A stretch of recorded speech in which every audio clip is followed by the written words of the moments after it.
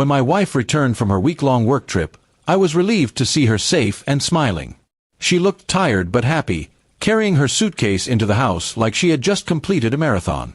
I helped her unpack while she talked about meetings, dinners, and long hours. At first, nothing seemed unusual. I was simply glad she was home. Later that evening, as I sorted through the laundry, I noticed something odd on one of her dresses. There were faint white stains near the neckline and on the fabric. At first, I thought it was just food or spilled drink from a busy day. But as I looked closer, the marks seemed different. They weren't like coffee or wine. A strange uneasiness settled in my stomach. I told myself not to jump to conclusions.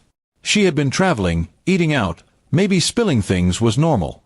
Still, I couldn't shake the suspicion. I quietly set that dress aside and continued with the rest of the clothes, trying to act like nothing was wrong. But my thoughts wouldn't let me rest that night. The next morning, while she was in the shower, I checked the dress again. The stains were still there, faint but noticeable.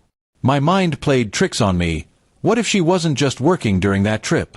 What if there was someone else? The idea hit me like a blow to the chest. I couldn't confront her without proof, but I couldn't ignore it either. That day, I decided to do something I never imagined I would. I took the dress to a lab for testing. I felt guilty, almost like I was betraying her by doubting her. But at the same time, I reminded myself that if I didn't confirm the truth, my doubts would eat me alive.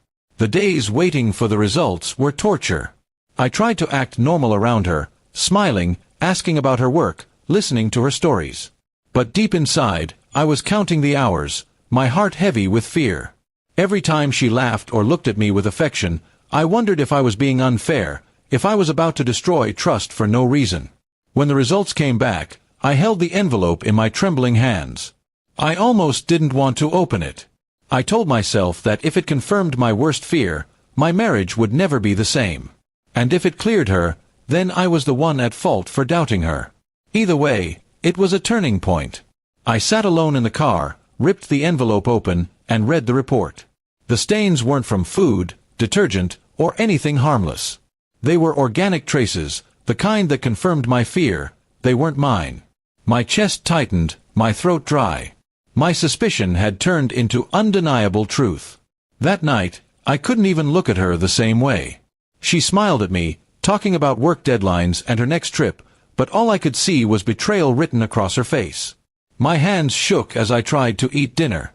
She noticed my silence and asked if something was wrong, but I just mumbled excuses. I didn't confront her right away.